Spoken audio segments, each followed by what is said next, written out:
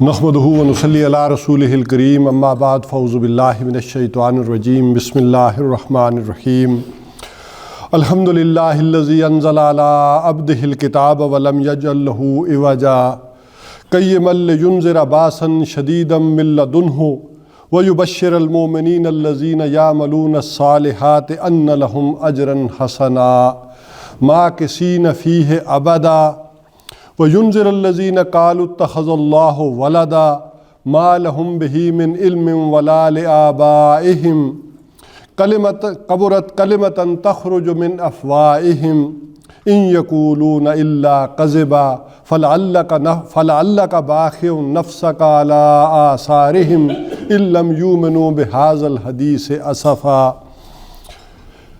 اِنَّا جَعَلْنَا مَا عَلَى الْأَرْضِ زِینَةً لَهَا لِنَبْلُوَهُمْ أَيُّهُمْ أَحْسَنُ عَمَلًا وَإِنَّا لَجَاعِلُونَ مَا عَلَيْهَا صَعِيدًا جُرُزًا صدق اللہ العظیم رب اشرح لی صدری ویسر لی امری واحلل عقدۃ من لسانی یفقہوا قولی آمین یا رب العالمین۔ سورہ کہف کے اوپر ہماری جو بھی تمہیدی نشستیں جو ہے وہ ہو رہی ہیں، اس حوالے سے ابتدائی آیات کا کسی قدر جو ہے وہ تعارف جو ہے وہ میں نے آپ کے سامنے کرا دیا تھا کہ نمبر ایک کہ اس فتنے کے ساتھ اس کتاب کا بڑا گہرا تعلق ہے، اور ایک بندہ مومن پر دو طرح کے حالات آ سکتے ہیں۔ ایک یہ کہ پوری دنیا اس کے مخالف ہو جائے اور اسے یہاں تک کہ دنیا سے کٹ کر کسی غار میں پناہ لینی پڑ جائے، اور ایک یہ معاملہ بھی ہو سکتا ہے کہ پوری دنیا کی حکومت، ایک گلوبل آرڈر وہ اس کے حوالے کر دیا جائے، اتنا بڑا اختیار اس کو حاصل ہو جائے۔ تو دونوں میں اس کا طرز عمل کیا ہو اور درمیان کے جو پیریڈز ہیں اس میں کیا ہوگا۔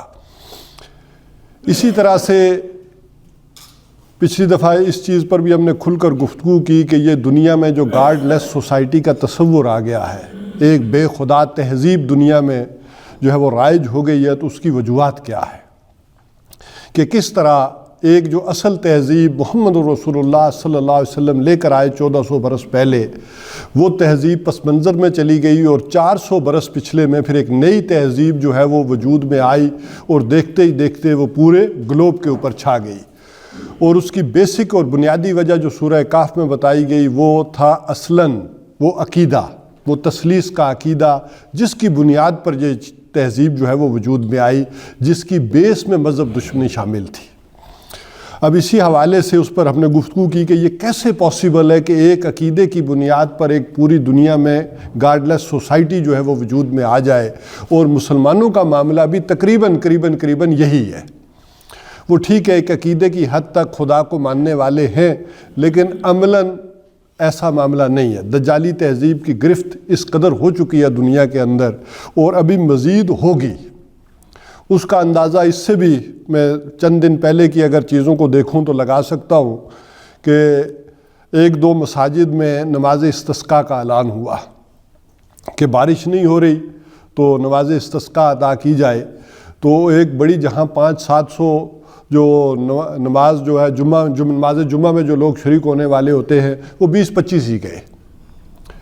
تو حیرت ہوئی، انہوں نے کہا دیکھیں لوگ آ ہی نہیں رہے، کس قدر معاملہ ہے۔ ایک اور جگہ بھی پھر جب معاملہ ہوا اور مجھے بھی کہا گیا کہ آپ بھی نماز استسقاء کے لیے کچھ دعا کریں، تو میں نے کہا اصل میں لوگوں کا اب یقین اور بھروسہ اللہ پر نہیں ہے۔ وہ دیکھتے ہیں موبائل اور کہتے ہیں نیٹ پر تو اگلے 10 دن بارش ہے نہیں، تو یہ تو مولوی کا دماغ خراب ہو گیا، کہہ رہا آ کر دعا کرو۔ تو ان کا سارا یقین، سارا انحصار کس پر ہو گیا؟ اس معلومات پر ہو گیا، اس نیٹ پر ہو گیا، اور انہوں نے کہا شرکت کرنے کو بارش ہونی ہی نہیں۔ جب نیٹ بتا رہا ہے 10 دن نہیں ہونی، تو خام خواہ دماغ خراب ہے، جا کے وقت ضائع کرے، نماز استسقاء پڑھے۔ اب معاملہ یہاں سے سمجھیں کہ گویا ہم نے خدا کو ان اللہ علی کل شیء قدیر نہیں مانا۔ ہم مسلمان تو ہیں، لیکن ان اللہ علی کل شیء قدیر یہ بھروسہ اور توکل ہی نہیں ہے کہ وہ کر سکتا ہے، بغیر اسباب کے برسا سکتا ہے، اور ساری انفارمیشن کے باوجود کہ 10 دن نہیں ہوگی، ہو سکتی ہے اگر وہ چاہے تو، یہ یقین ہی نہیں ہے۔ تو سارا اعتماد اور توکل کس پہ ہو گیا؟ اسباب کے اوپر ہو گیا. اور یہی دجالی تہذیب ہے کہ اب ہمیں کسی خدا کی ضرورت ہی نہیں ہے. اب ہم خود مکتفی ہیں، اپنے سارے کام خود کر سکتے ہیں. یہ تو مسئلہ رہ گیا ہے کوئی خدا کا تو غریب لوگوں کا رہ گیا ہے کہ وہ کسی ایک سپر نیچرل قوت کو مانتے ہوئے کوئی رونا پیٹنا کر لیں، کوئی اپنا جو ہے وہ دکھڑا سنا لیں، ورنہ عملاً ایسا معاملہ نہیں ہے کہ کوئی خدا ہے اور ہمیں اس کی کوئی ضرورت ہے اپنے کاموں. تو اصلاً تو یہ معاملہ ہو چکا. اس تہذیب کے غلبے کا اس سے اندازہ کر لیں. باقی تو میں نے آپ کو بتایا تھا کہ جس طرح کرہ ہوائی کا غلاف اوپر ایک ہے اور نیچے کہیں پہاڑ ہیں، کہیں دریا ہیں، کہیں سمندر ہیں، کہیں میدان ہیں، لیکن کرہ ہوائی کا غلاف اوپر ایک ہے. اسی طرح کہیں ہندو ہیں، کہیں سکھ ہیں، کہیں مسلمان ہیں، کہیں چینی ہیں، کہیں جیپنیز ہیں، کہیں کورین اور انڈونیشین ہوں یا فرانسیسی ہوں، تہذیب سب کی ایک ہے. جس کی میں یاد دہانی کرا دوں کہ ان کے ڈرائنگ روموں کا سٹائل دیکھیں تو وہ ایک، بات کا سٹائل دیکھیں تو وہ ایک، کچنز جو ہوں گے تو وہ ایک جیسے. اسی طرح جیسے ان کا آؤٹر ایک ہو چکا ہے ایسے ہی ان کا انر بھی ایک ہو چکا ہے. ان کے سوچ کے انداز، زاویہ نگاہ اور اینگل آف ویو جسے کہیں گے، پوائنٹ آف ویو، یہ بھی اب دنیا میں ایک ہی طرح کے ہو چکے ہیں. وہ اسی انداز میں سوچتے اور جو ہے وہ پلاننگ کرتے ہیں. اسی وجہ سے جو بات شاید رہ گئی تھی وہ میں آپ کے سامنے رکھوں کہ جدید تہذیب، اس کے جو فیتھ آف آرٹیکل ہے، جس طرح مسلمانوں کے ہاں بنیادی ایمانیات 3 ہیں، ایمانیات ثلاثہ جو کہلائی جاتی ہیں کہ ایمان باللہ، ایمان بالرسالت اور ایمان بالآخرہ. اسی طرح یہ جو جدید تہذیب ہے اس کے جو فیتھ آف آرٹیکل ہیں بنیادی طور پر وہ بھی 3 ہیں کہ خدا کی بجائے کائنات، اللہ ہے یا نہیں ہمیں نہیں پتہ، لیکن یہ کائنات ہے، یونیورس ہے، اس پر غور و فکر کرو، اس پر توجہ مرکوز کرو، نتیجہ بھی نکلتا ہے. آخرت ہے یا نہیں ہمیں نہیں پتہ، کسی نے آ کر نہیں ابھی تک بتایا کہ کوئی آخرت بھی ہوتی ہے، کوئی جنت دوزخ بھی ہے، ہمیں نہیں معلوم، لیکن یہ دنیا تو ہے. تم اس آخرت کی خاطر اس دنیا کو جہنم مت بناؤ، آؤ مل کر اس دنیا کو، یہ بڑی دل فریب نعرے ہیں، اس دنیا کو جنت بناؤ. تو خدا کی بجائے کائنات اور آخرت کی بجائے دنیا. اور اسی طرح تم کہتے ہو کہ روح پر بھی توجہ دو، کوئی روح کا تعلق اللہ سے ذاتی باری تعالیٰ سے ہوتا ہے. ہمارے کسی ایکسپیریمنٹ میں روح آتی نہیں ہے، کسی ایکسپیرینس میں بھی نہیں ہے. کوئی لاش کو بھی بند کر لیں تو معلوم نہیں کہ اس کا وزن جو ہے وہ روح نکل جائے تو کوئی کم بھی ہوتا ہے. رشیا میں کہتے ہیں ایسا ایکسپیریمنٹ بھی کیا گیا کہ دیکھیں کہ آخر ویٹ پر کیا فرق پڑتا ہے، تو معلوم ہوا کہ اس کے اوپر بھی کوئی وہ روح نکلے یا اندر ہو، ویٹ کے اوپر کوئی اثر نہیں پڑتا. لہذا چھوڑو اس روح وہ کے چکر کو، یہ جسم ہے، لہذا اس پر توجہ دو. لہذا پچھلے 400 برس کے اندر پوری توجہ نوع انسانی نے جسم پر فوکس کی. اس کے لیے دوائی دارو، اس کے لیے لباس، خوشبو، اب تو بلکہ اس سے آگے بات بڑھ گئی اینٹی ایجنگ. یہ سارے تصورات آئے اور پوری کی پوری توجہ نوع انسانی کی، انسانی جسم کے اوپر فوکس ہو گئی. تو یہ 3 چیزیں، بلکہ اس کو مجھے مولانا کوثر نیازی صاحب کا ایک شعر ہے، اس سے شاید بات آپ کو سمجھ میں آئے کہ یہ تینوں چیزیں اپنی جگہ بہت بڑی ہیں، بہت اہم ہیں، لیکن جن چیزوں کے ساتھ ہم انہیں نسبت دے رہے ہیں اس نسبت سے یہ کچھ بھی نہیں ہے. مولانا کوثر نیازی صاحب فرماتے ہیں کہ ہے ذرہ فانی مہر درخشاں، ہے مہر درخشاں ذرہ فانی. ذرا اس کو سمجھیں کہ ہے ذرہ فانی مہر درخشاں. ذرہ فانی کیا؟ ایٹم. وہ جو انویزیبل پارٹ آف میٹر ہے، ایٹم ہے. تو ذرا ایٹم کو ہم ڈیفائن کریں تو سب سے چھوٹا جو پارٹیکل کہلاتا ہے، تو اس کے اندر کیا ہوتا ہے؟ نیوکلیس، نیوٹران اور پروٹون، اور اس کے ریوالو کیا کر رہے ہیں؟ چکر کیا لگا رہے ہیں؟ نیوٹران، الیکٹران اس کے چکر. تو اسی طرح نظام شمسی جو ہے، سورج اس کا کیا ہے؟ نیوکلیس، اور سارے یہ سیارے کیا کر رہے ہیں؟ یہ گردش کر رہے ہیں. تو ایک ذرہ فانی کے اندر، ایک ایٹم کے اندر جو ان آنکھوں سے نہیں دیکھا جا سکتا، اس کے اندر پورا سولر سسٹم موجود ہے. تو ہے ذرہ فانی مہر درخشاں. تو ہے میرے درخشاں ذرائے فانی. اگر سورج کے مقابلے میں ہم ایٹم کو لے آئیں, دونوں کو دیکھیں کہ ان کے اندر کیا نسبت و تناسب ہے, تو کوئی نہیں ہے. ایک ایٹم بالکل چھوٹا سا حصہ, اور پوری سولر سسٹم اور سولر گلیکسی بہت بڑی شے ہے اس ایٹم کے مقابلے میں. لیکن پوری یونیورس کے مقابلے میں دیکھیں تو پوری سورج کی جو وہ گلیکسی ہے, سولر گلیکسی ہے, سولر سسٹم ہے, وہ کیا ہے؟ انویزیبل پارٹ نظر آئے گا ریلیونٹ ٹو یونیورس.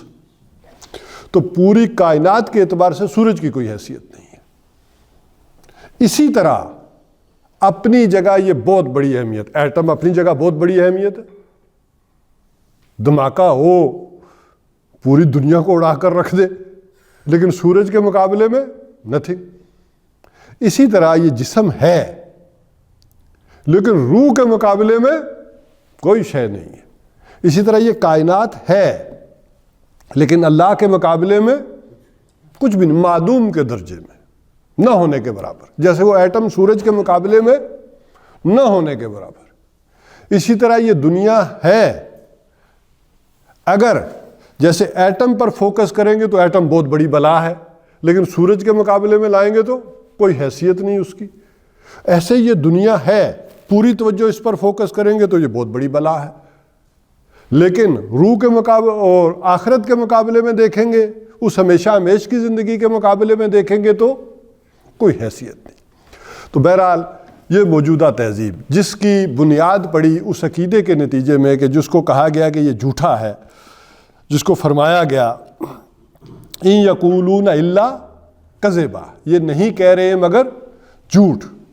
یہ جو کہہ رہے ہیں کہ خدا جو ہے وہ کیا ہے, ایک میں تین اور تین میں ایک, یہ کیا ہے ان کا جھوٹ کا پلندہ ہے. آپ نے اردو میں محاورے سنے ہوں گے کہ جھوٹ کے پاؤں نہیں ہوتے, اور ایک جھوٹ کو بولنے کے لیے 10 جھوٹ 100 جھوٹ اور بولنے پڑتے ہیں. تو جب انہوں نے یہ عقیدہ گھڑا تو اس کو ثابت کرنے کے لیے 100 جھوٹ اور بولے, کتابوں کے اندر تحریفیں کی, اور پھر بالآخر جب دیکھا کہ یہ 100 جھوٹ بولنے کے باوجود بھی لوگ مان نہیں رہے تو پھر ڈنڈے سے منوایا.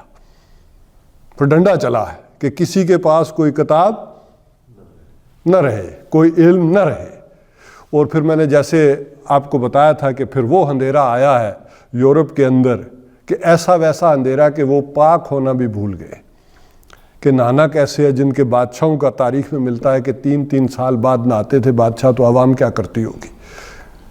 اور اسی میں نے آپ کو سمجھایا تھا کہ خوشبوئیں کہاں سے ایجاد ہوئیں اور کہاں دریافت ہونی شروع ہوئیں. نکلی فرانس میں اس رقاصہ کی خواہش پہ کہ جس نے کہا تھا یہ تمہارے جو ہے وہ بادشاہ کے پاس میں بیٹھ بھی نہیں سکتی, تو کچھ تو لگے نا تاکہ میری طبیعت جو ہے وہ کچھ بحال رہے. تو بہرحال اس اندھیرے میں یہ اندھیرا پھر چھایا اور اس کے اندر بغاوت برپا کی. جو لوگ پھر مسلمانوں سے انٹریکٹ ہوئے, اس کے میں نے 3 پہلو آپ کے سامنے رکھے تھے. ایک علمی پہلو کہ کچھ نوجوان جب غرناطہ اور اسپین کی یونیورسٹیوں میں آئے اور وہاں انہوں نے جو ہے وہ سیکھا کہ مسلمان کیسے ریسرچ کرتے ہیں, ان کے اصول کیا ہیں, اور انہیں لگا کہ ان کے مذہب جو ہے ان کا دشمن ہے جس نے یہ پابندی لگا رکھی ہے علوم کے اوپر.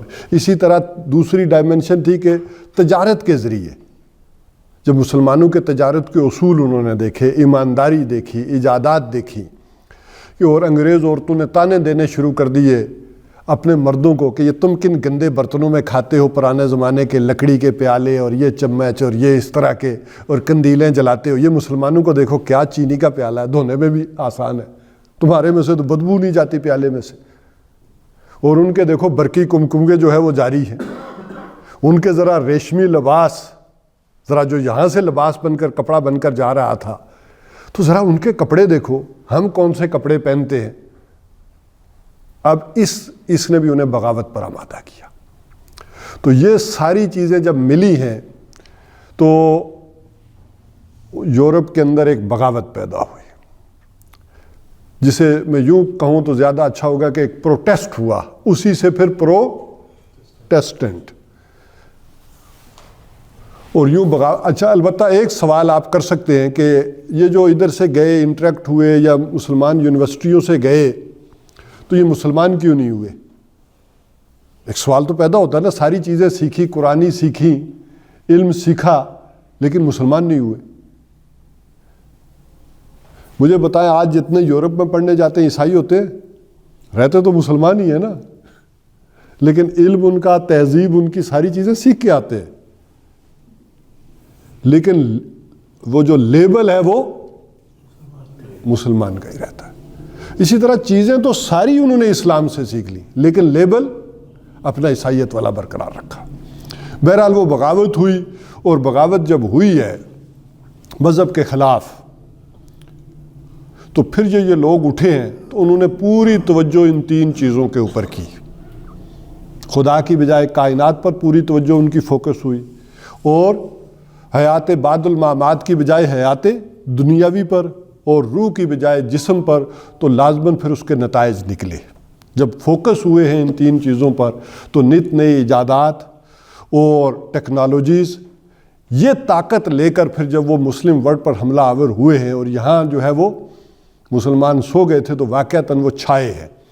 اور اسی میں نے ایک فرق یہ بھی بتایا تھا کہ کوئی ہلاکو آیا ہو، تاتاری آئے ہوں، اسی طرح یہ قومیں جو حملہ آور ہوئیں، تو یہ کوئی تہذیب، تمدن، علم یہ لے کر نہیں آئے تھے، یہ ایک وحشی پن کے ذریعے آئے، ظالمانہ پن کے ذریعے آئے۔ انہوں نے مسلم علاقوں کو فتح کیا، لیکن خود اسلام کے تہذیب اور تمدن سے، اس کے علم سے متاثر ہوئے اور مسلمان ہو گئے۔ جبکہ یہ لوگ جو تھے اب نئی تہذیب کے ساتھ اور نئی طاقت جب حملہ آور ہوئے ہیں، اور مسلمانوں کے ہاں چونکہ اس دور میں زوال آ چکا تھا، تو اب مسلمان متاثر ہوئے ہیں۔ عسکری اعتبار سے تو مفتوح ہوئے، تہذیبی اور علمی اور فکری اعتبار سے بھی متاثر ہوئے۔ اور یہی وجہ ہے کہ آج بھی جو لوگ وہاں سے پڑھ کر آتے ہیں، چونکہ انہی کی یونیورسٹیوں سے پڑھ کر آتے ہیں، جیسے انہوں نے وہاں سے سیکھا تھا اسپین اور اندلس کی یونیورسٹیوں سے کہ ترقی کیسے کی جاتی ہے، آج جب یہ ان یونیورسٹیوں سے تعلیم حاصل کر کے ہمارا ایلیٹ طبقہ جب آتا ہے اور حکمران رولر کلاس آتی ہے، تو وہ مذہب دشمنی وہاں سے پڑھ کر آتی ہے۔ لہٰذا انہیں آتے ہی سب سے زیادہ جو دشمنی ہوتی ہے وہ جو مذہب سے اور مذہب کے متعلقہ لوگوں سے ہو جاتی ہے۔ تو یہ بھی گویا کہ جینین فیکٹر ہے کہ ساتھ ہی چیز اندر امپلائڈ ہوتی ہے، اور رولنگ کلاس وہ ہوتی ہے، پھر وہی چلتا ہے جو پھر وہ کہتے ہیں۔ تو ایک مذہب دشمنی گویا کہ اس تہذیب کے اندر شامل تھی، جس کی وجہ سے یہ آل اوور دا ورلڈ چھا گئی۔ اس حوالے سے جو ہے وہ بات جو ہے وہ سمجھنی چاہیے ہمیں کہ اس کا نتیجہ جو حضور صلی اللہ علیہ وسلم نے فرمایا کہ وہ بڑا ہی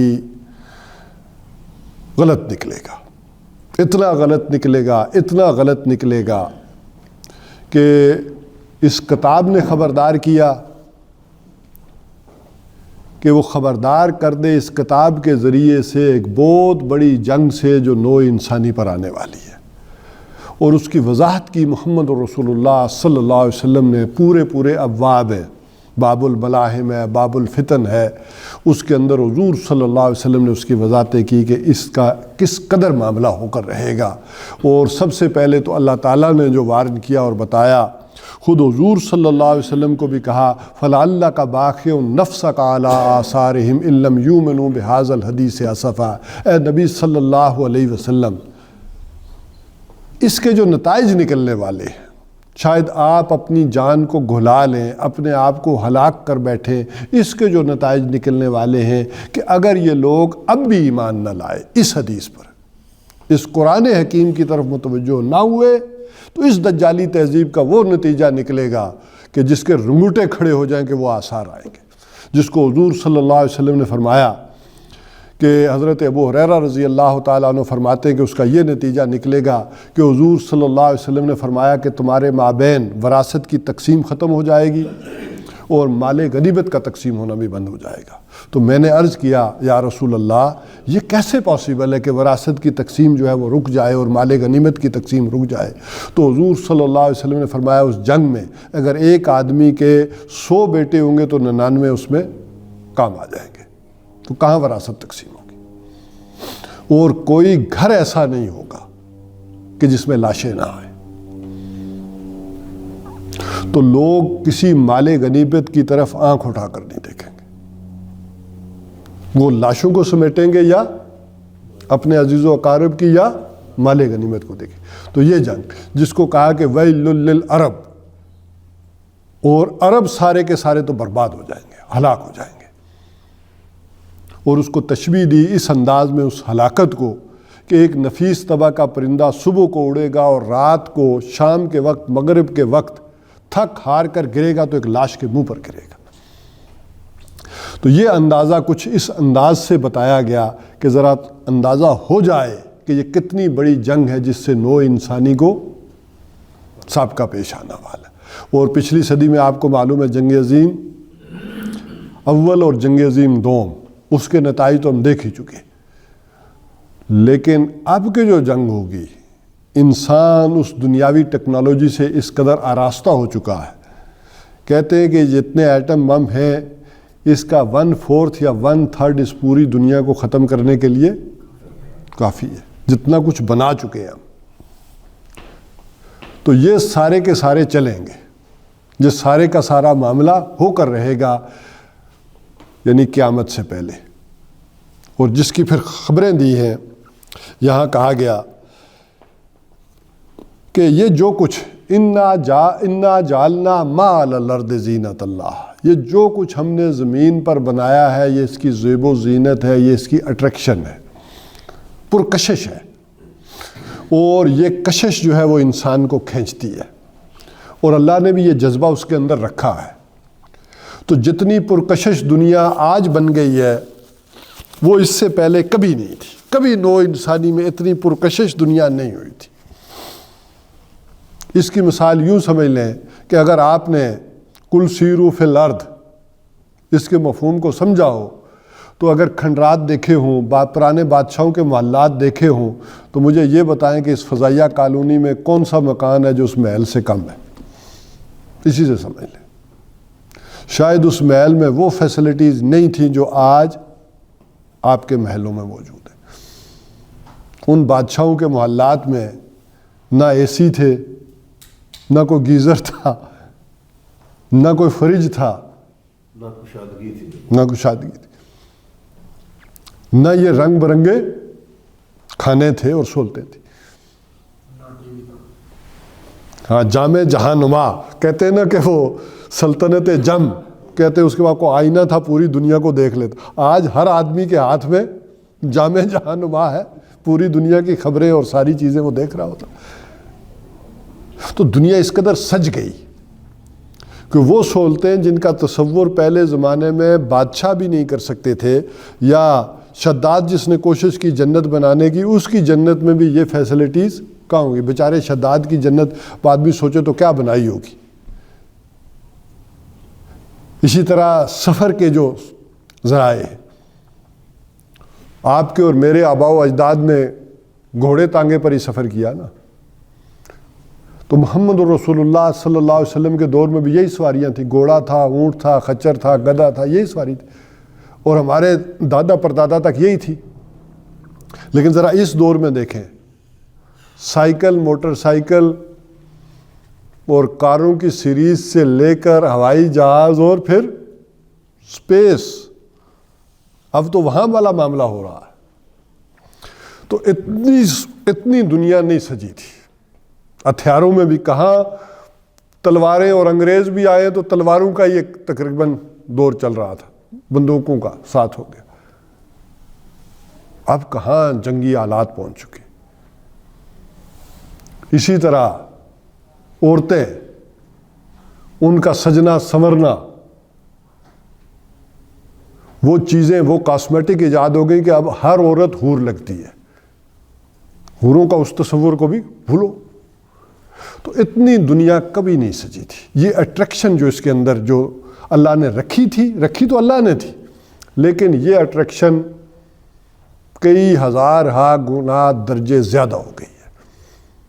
اور اس اٹریکشن کو یوں سمجھیں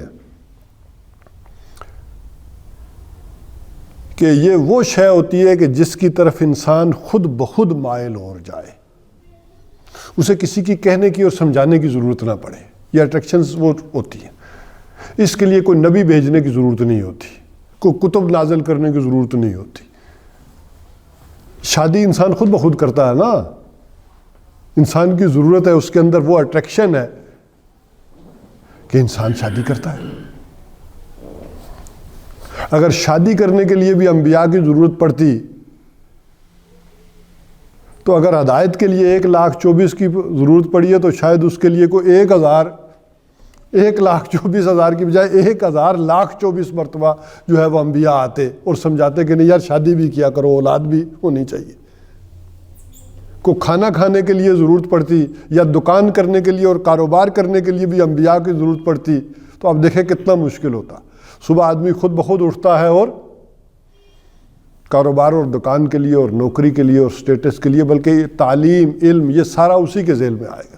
اس کی وجہ یہ ہے کہ آج ہم سمجھتے ہیں کہ پیسے سے سب کچھ خریدا جا سکتا ہے اور پیسے سے ساری فیسلٹیز حاصل کی جا سکتی ہیں۔ اگر پیسہ ہے تو آپ کو ہر طرح کی فیسلٹیز، پیسہ ہے تو علاج معالجے میں بھی کوئی کمی نہیں، آپ امریکہ سے کروائیں، آپ انگلینڈ سے کروائیں، آپ چائنا جا کر کروائیں علاج معالجہ۔ لہٰذا اس پیسے کی ضرورت کو پورا کرنے کے لیے ان ساری ضروریات کو انسان پھر جت جاتا ہے، اس کمائی کے لیے خود بخود بھاگا دوڑا چلا جاتا ہے، اور اس تعلیم حاصل کرنے کے لیے بھی، اور وہ تعلیم کس لیے کہ وہ پیسہ بنا سکے اور سٹیٹس اونچا کر سکے۔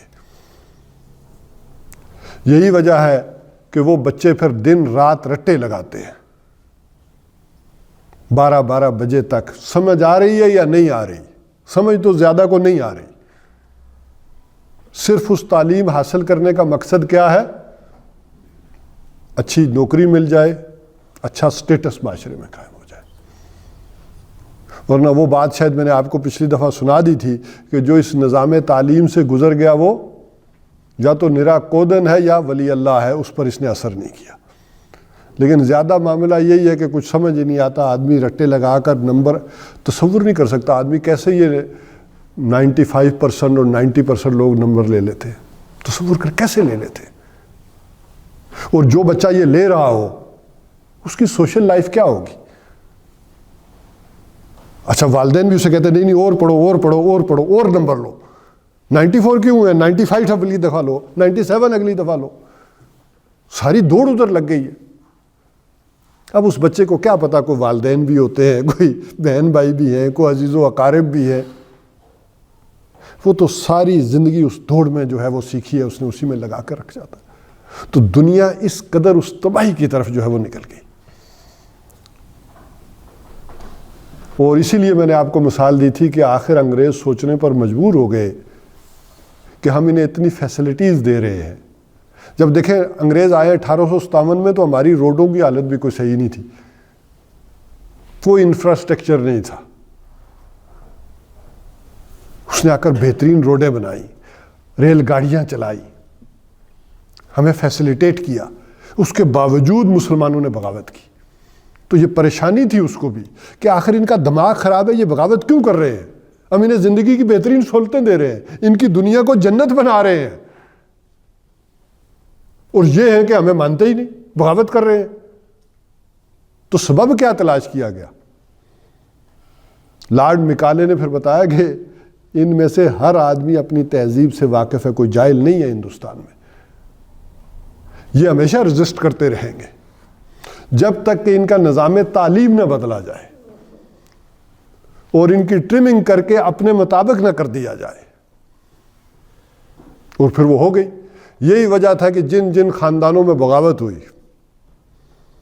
جن راجے مہاراجاؤں نے بغاوت کی، جن پیروں نے بغاوت کی، ان سب کی اولادوں کو وہ انگلینڈ لے گئے، فری تعلیم و تربیت دی، اپنے رنگ میں رنگا اور چھوڑ دیا۔ جس کی بڑی مثال میں نے آپ کو دی تھی پیر صبغت اللہ راشدی، حریت سے، آزاد، ہم کسی کے غلام نہیں رہنا چاہتے، اور پورے یعنی سندھ کے اندر پیر پگاڑا نے انگریز کے قدم ٹکنے نہیں دیے، فاقے کاٹے، ننگے پاؤں پھرے ہیں۔ تاریخ پڑھے تو ان کے لباسوں کے جو ہے وہ چیتھڑے اڑ جاتے تھے، نہیں تسلیم کریں گے، فاقے کریں گے۔ بالآخر پکڑے گئے۔ اس میں تو آپ کو عسکر خان کا واقعہ بھی، آپ تو فورسز سے ہے، وہ بڑے فخر سے یہ واقعہ بیان کرتے تھے کہ انگریز نے انہیں حکم دیا کہ ہمیں معلوم ہوا ہے کہ پیر پگاڑا قبائل کے ساتھ فلاں صحرا کے اندر موو کر رہا، تو جاؤ چلنگ کرو اوپر، مارو ان کو۔ تو عسکر خان بتاتے تھے میں اور میرا دوست گئے لوڈ کر کے جا، تو ہم نے دیکھا کہ انتہائی مفلوق الحال لوگ، اور وہ صحرا میں کے اندر ٹریول کر رہے ہیں۔ تو ہم نے کہا کیسے مارے ان کو؟ ہم نے انکار کر دیا۔ کہتے اس کو میری پوسٹنگ ہو گئی تھی، وہاں سے مجھے انہوں نے دوسری جگہ بھیج دیا۔ بہرحال پھانسی ہو گئی، پکڑے گئے، اور پیر پگاڑا صاحب سیدھے انگلینڈ میں نکاب سے، وہاں پھر ان کی تعلیم و تربیت ہوئی۔ پھر وہ آئے ہیں، وہ پیری کے آداب شاہی سیکھ کر، باپ کا نام تھا، وہ گدی چمکی تھی، آج بھی چمکی ہوئی ہے۔ یہ اس کے بھی باپ جو تھے، یہ جو اس وقت کا پیر پگاڑا، اور یہ انہوں نے سب قوموں کے ساتھ کیا۔ ساری عمر جی ایچ کیو کے بندے بن کے رہے۔ جی ایچ کیو بھی تو انہی کا تھا نا، وہ تو براہ راست انہی کی تعلیم سے فیضیاب ہو رہا تھا۔ تو بہرحال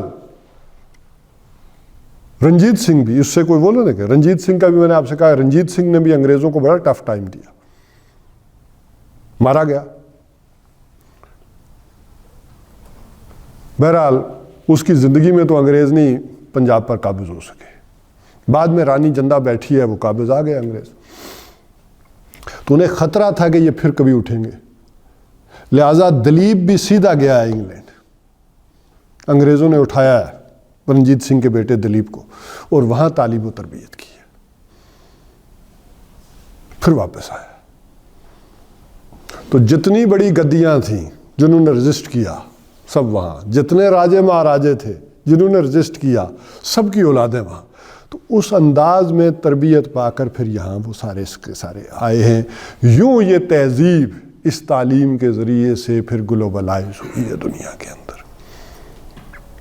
بہرحال میں عرض کر رہا تھا کہ یہ اٹریکشن اس قدر پھر شدید دنیا کے اندر پیدا ہوئی کہ پھر سب اسی کی بھاگ دوڑ میں لگ گئے۔ اگر یہ چیز بری نہیں تھی، اگر یہ وحی کی رسی سے بندھی رہتی، وَاعْتَصِمُوا بِحَبْلِ اللَّهِ، رہنمائی وہ رہتی، یہ اللہ اور اللہ کے رسول سے لوگ جڑے رہتے، تو اس ترقی کا مخالف کوئی نہیں تھا۔ وہ رسی کٹ گئی۔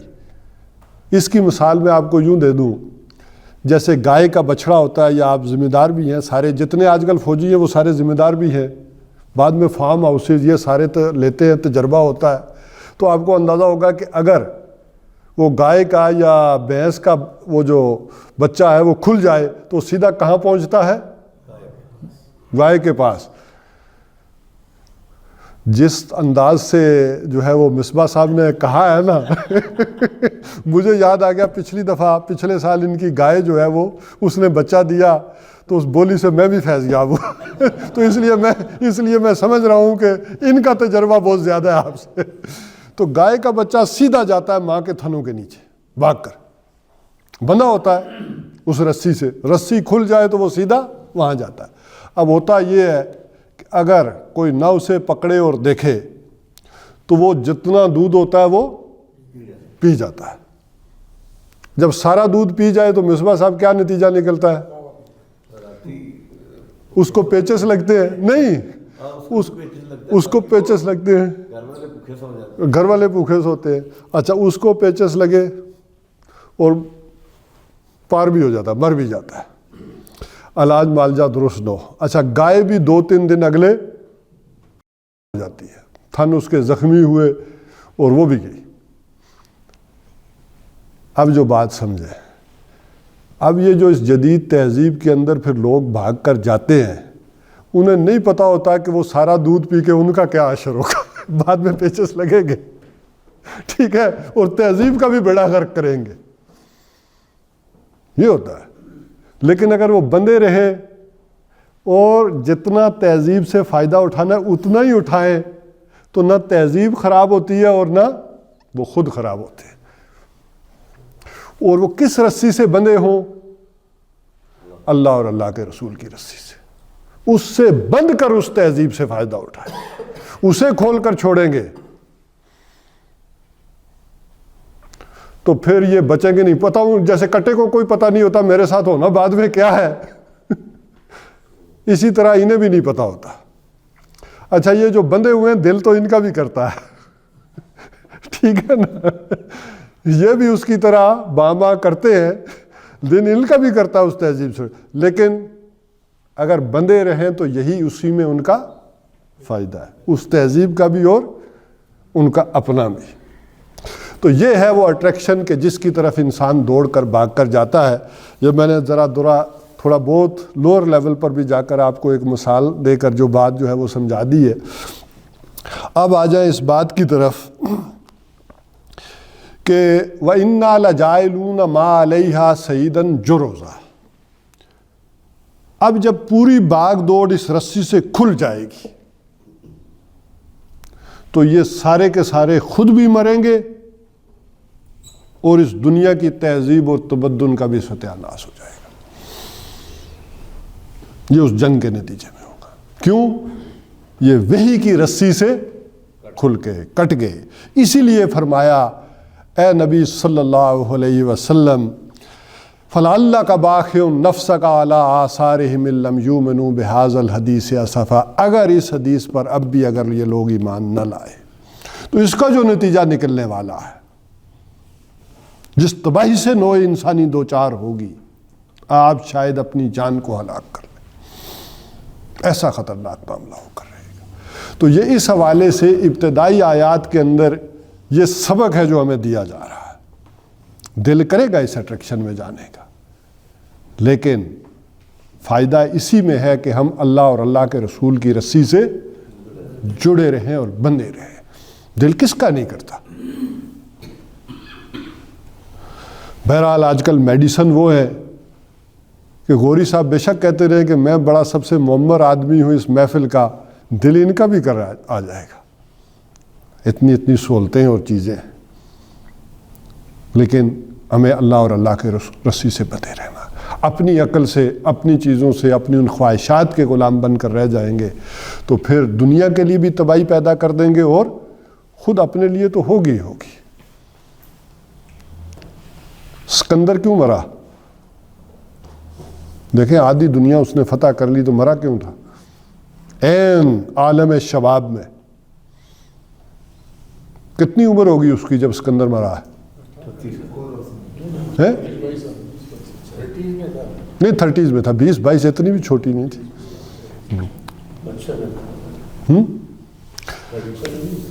نہیں اصل میں کثرت شراب نوشی اور کثرت شراب اور شباب، یہ دو چیزیں تھیں جس نے پھر اس کی زندگی کا چراغ کھل کر دیا۔ اور اس نے آخر وقت میں یہ کہا بھی، کاش کوئی میرے وطن مجھے مقدونیہ لے جائے، کاش میں ماں کے پاس ہی پہنچ جاؤں۔ اور افلاطون کی بھی جب اس نے باتیں نہیں سمجھی تھی نا، سمجھایا تھا افلاطون نے، استاد نے سمجھانے کی کوشش بھی کی تھی، اب جب سمجھ آئی ہے وہاں بھی تو افلاطون کے پاس وہ گیا بھی ہے، تو اس نے کہا وہ جو آخری اگر آپ وہ واقعات پڑھیں تو کہا ہٹو میرے آگے سے۔ افلاطون نے کہا چھوڑو، دھوپ آنے دو میرے اوپر۔ بھیا وقت گیا سمجھ گا، سمجھ رہے نا بات؟ استاد نے بات سنی نہیں اس کی، چھوڑ دو، دھوپ آنے دو میرے پاس۔ دھوپ سیک رہا تھا، دھوپ آنے دو، ڈسٹرب نہ کرو مجھے، جاؤ۔ تو ایک وقت ہوتا ہے بات کے سمجھنے کا، اس وقت بات سوچ کر سمجھ کر ہم اپنا رخ درست کریں۔ اور آپ سارے ذمہ دار لوگ ہیں، میں نے بار عرض کیا ہے کہ یہ چیزیں سیکھیں اور جا کر اپنے اداروں کے اندر سکھائیں، سمجھائیں، تاکہ یہ ہمارا ملک، یہ تہذیب، یہ قوم، یہ دنیا، یہ صحیح رخ پر آ جائے، ورنہ اس کی تباہی کے ذمہ دار بھی ہم ہی لوگ ہیں۔ اللہ تعالیٰ نے یہ ہدایت، یہ رسی وحی کی، یہ ہمیں عطا فرمائی ہے۔ اب یہاں سے آگے چلتے ہیں ام حسبت ان اصحاب الکہف والرقیم کانوا من آیاتنا عجبا. اب پچھلی آیات کا میں نے ترجمہ کر دیا تھا، اس لیے اس کا مفہوم ہی میں نے دوبارہ نئے انداز میں دہرا دیا. اب یہاں سے ام حسبتا، کیا تم نے سمجھا تھا کہ ان اصحاب الکہف والرقیم کانوا من آیاتنا عجبا، کہ یہ اصحاب کہف اور تختی والے کو ہماری عجیب نشانیوں میں سے ہیں. جو تمہیں کوئی عجیب لگ رہا ہوگا، عجوبہ لگ رہا ہوگا.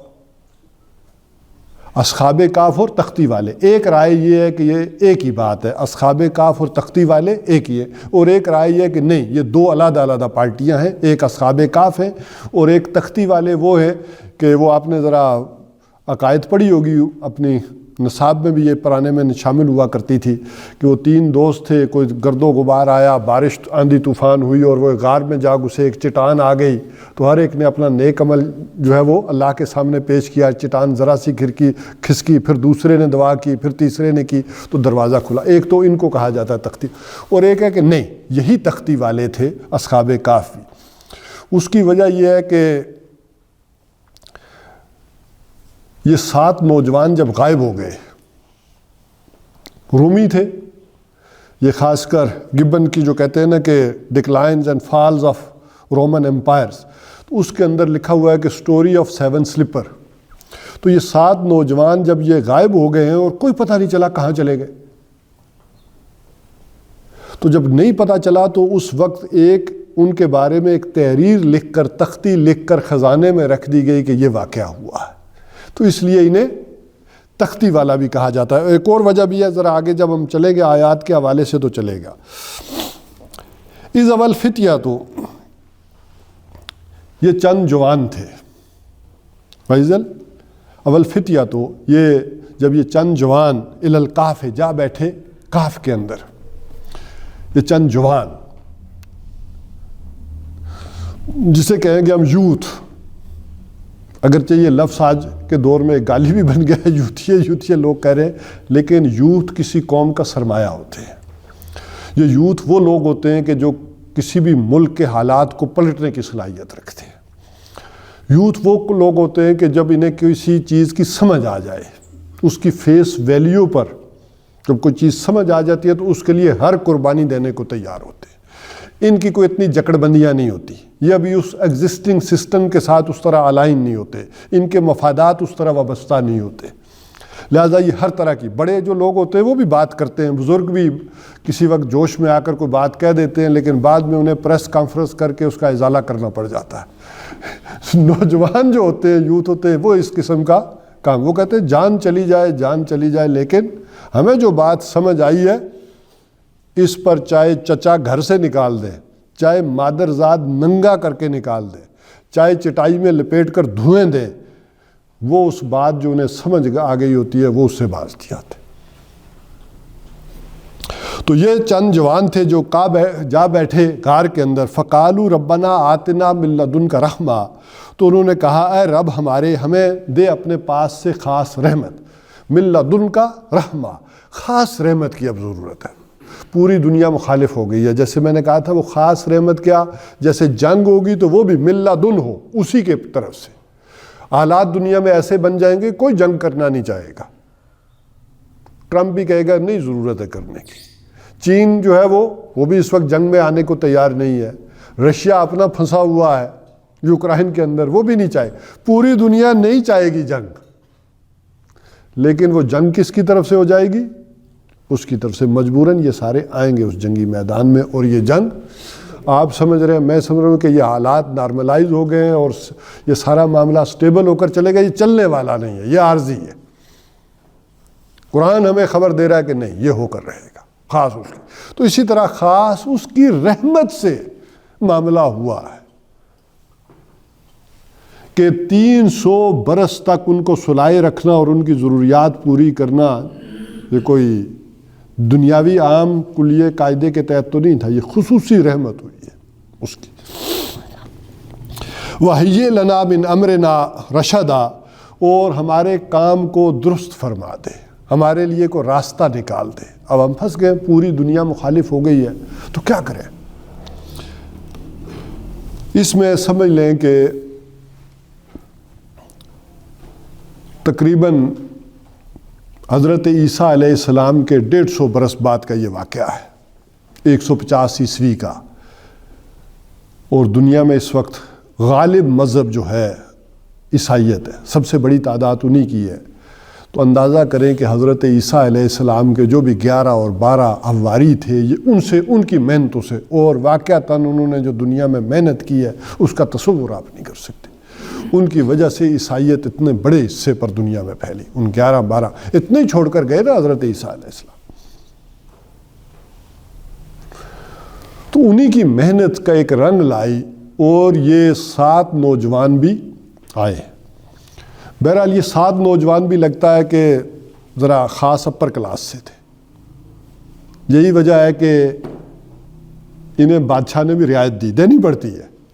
جب اس لیول پر لوگ آتے ہیں، اس دعوت سے متاثر ہوتے ہیں، تو پھر وہ رعایت بھی دینی پڑتی ہے۔ پھر ہو سکتا ہو کہ انہیں وقتی طور پر قید بھی کیا گیا ہو کہ ان کا فیصلہ ذرا 2-3 دن بعد کریں گے، تو کوئی سہولت کاری بھی ہوئی ہو جب نکلے ہیں تو ٹھیک ہے کہ نہیں؟ یہ اندر خانے ہو جاتی ہیں جسے یہ ساری چیزیں ذرا ہم آگے پڑھیں گے تو ذرا بالکل واضح ہو کر آئیں گی۔ تو یہ 7 نوجوان جو ہیں یہ حضرت عیسیٰ علیہ السلام پر ایمان لے آئے اس وقت سچے، اور رومن امپائر ساری مشرک تھی۔ بہرحال 7 کو مرحلہ وار ذرا سمجھایا گیا، صوبیدار صاحب، میجر صاحب، کرنل صاحب سب سے ہو کر، آئی بی سے ہو کر اوپر گئے ہیں تو بادشاہ کے سامنے پیش ہوئے۔ ظاہر پہلے نچلے لیول یہ سارے پروسیس انہوں نے طے کیے ہوں گے، ہمارے سامنے تو ایک بات آئی ہے نا اوپر، جب وہاں بادشاہ کے سامنے گئے تو وہاں تو بات کرنے کا مطلب یہ تھا کہ گردن اڑا دی۔ اس وقت کوئی انسانی حقوق نہیں تھے، کوئی ٹرمپ صاحب کوئی دباؤ نہیں ڈال سکتے تھے کہ عمران خان کو چھوڑو، اس وقت تو کوئی قانون ہی نہیں تھا، اس وقت تو سیدھی گردن۔ لیکن بادشاہ نے دیکھا کہ ہیں یہ ایلیٹ کلاس کے، لہذا انہوں نے کہا میں تمہاری جوانی پر ترس کھا کر تمہیں مہلت دے رہا ہوں، چند دن کی یا کل کی یا 2 دن کی، جو بھی، اس نے کہا میں کچھ مہلت دے رہا ہوں، تو انہیں ڈال دو کسی قید خانے میں، کہیں یہ سوچیں دیکھیں اور پھر فیصلہ کریں گے، ان کے ہوش ٹھکانے آ جائیں گے، 2-4 دن رہیں گے۔ تو جب اس ہائر کلاس کے بندے ہوں تو کچھ سہولت کاری ہو ہی جاتی ہے اندر خانے۔ تو بہرحال کسی طرح سے یہ نکل آئے، باہر آئے، اور پھر غار کے اندر جا کر پھر یہ لوگ جو ہے وہ بیٹھے ہیں،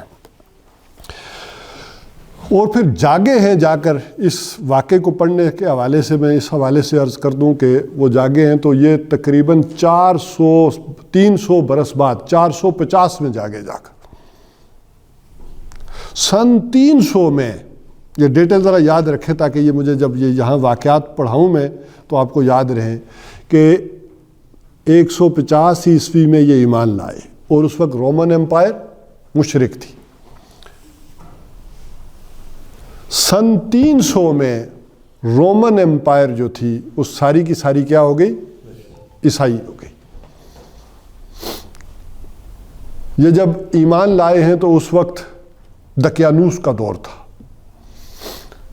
اور جب یہ جاگے ہیں 300 برس بعد، کانسٹنٹائن اس کا دور چل رہا تھا اور وہ عیسائی ہو چکا تھا۔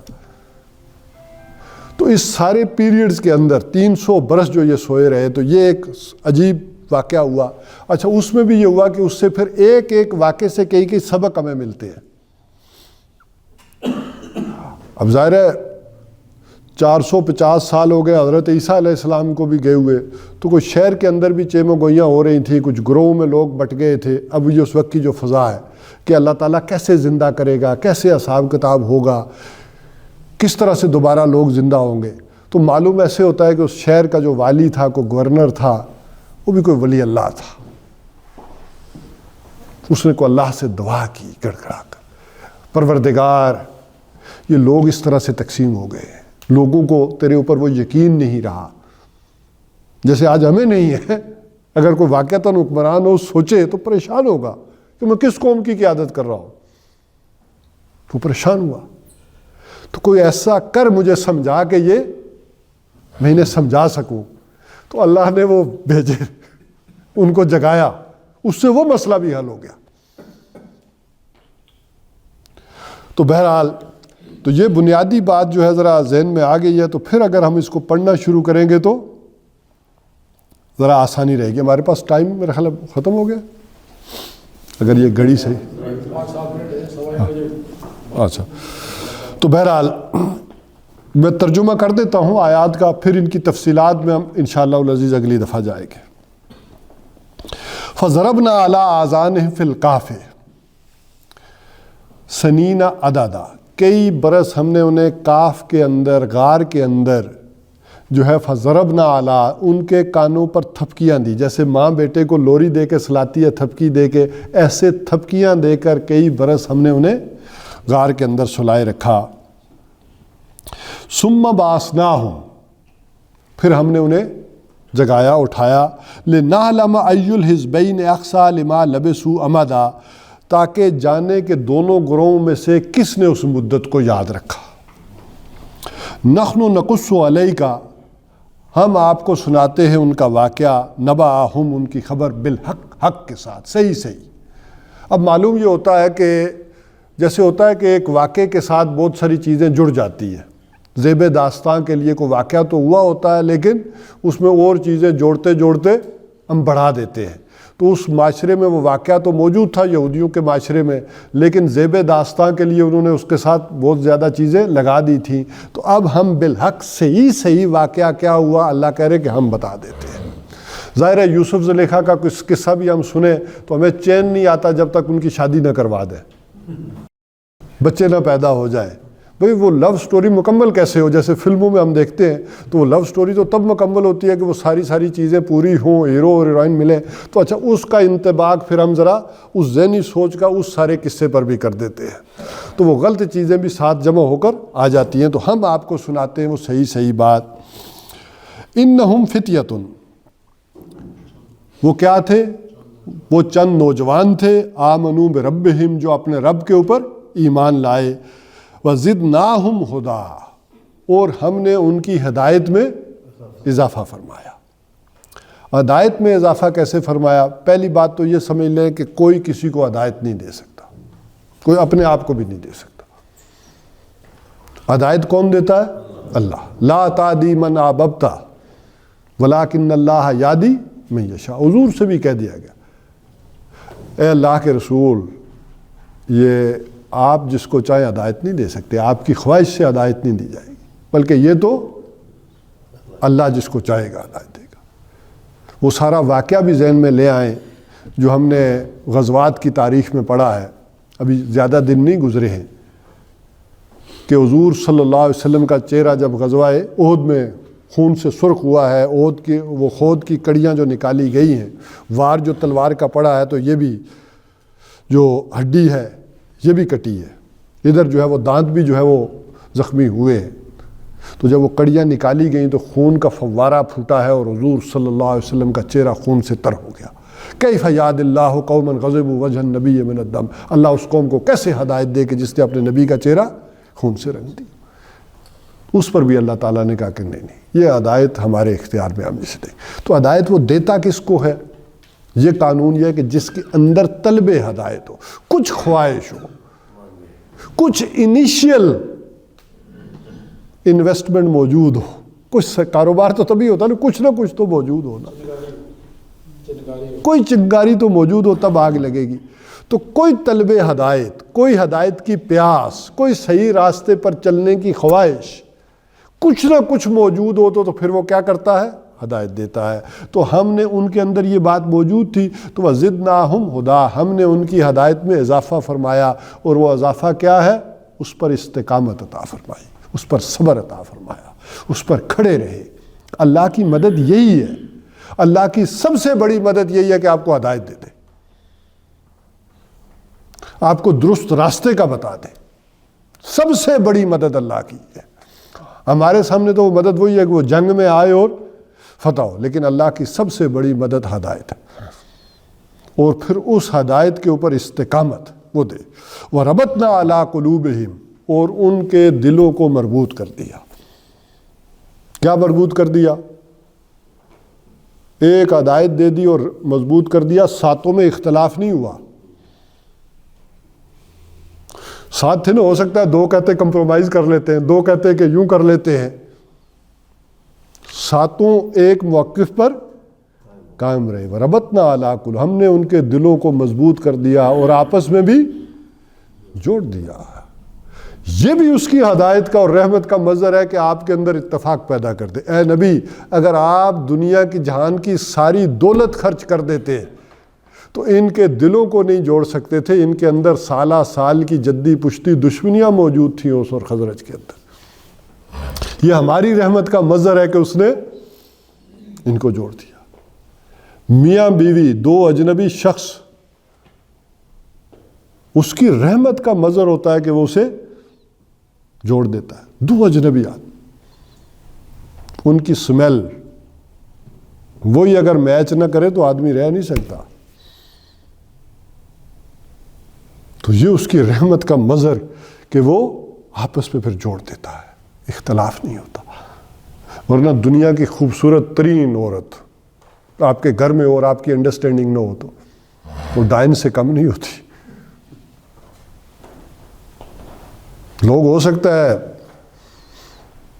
حسد و رشک کریں، لیکن آپ جس عذاب میں ہوں وہ آپ کو پتا ہو۔ تو یہ سب سے اللہ تعالیٰ کا کرم، وَرَبَطْنَا عَلَىٰ قُلُوبِهِمْ، ہم نے ان کے دلوں کو جوڑ دیا۔ اِذْ قَامُوا، جب وہ کھڑے ہوئے، فَقَالُوا رَبُّنَا رَبُّ السَّمَاوَاتِ وَالْأَرْضِ، انہوں نے کہا، جب کھڑے ہوئے، اور کھڑے بھی کس کے سامنے ہوئے؟ بادشاہ کے سامنے کھڑے ہوئے، اور رب ہمارا کون ہے؟ آسمانوں اور زمین کا رب۔ لن ادعو من دونہ الہا، ہم اس کے سوا کسی کو الہ نہیں پکاریں گے۔ لقد قلنا اذن شططا، اگر ہم نے یہ کیا تو اس کا مطلب ہے ہم نے زیادتی کی، ناسمجھی کی بات کی، بے عقلی کی بات کی۔ اب اس آیت کے اوپر انشاءاللہ العزیز یہاں سے ہماری گفتگو، میرا نہیں خیال کہ اگلی دفعہ ہم اس آیت سے آگے بڑھ سکیں گے، کیونکہ یہ بڑی اہم بات ہے کہ آدمی کب عقل مند ہوتا ہے اور کب نہیں ہوتا، اور رب ہوتا کون ہے اور الہ کون ہوتا ہے، یہ دونوں چیزیں بھی اس میں آ گئیں۔ آخر وجہ کیا تھی؟ تو یہیں پر اکتفا کرتے ہیں۔ اگلی دفعہ یہ جتنی یہ 3-4 آیات کا میں نے جو ترجمہ آپ کو کر دیا ہے اور مختصر تشریح، اگلی دفعہ ان کو تفصیل سے سمجھیں گے ان چند آیات کو۔ صدق اللہ۔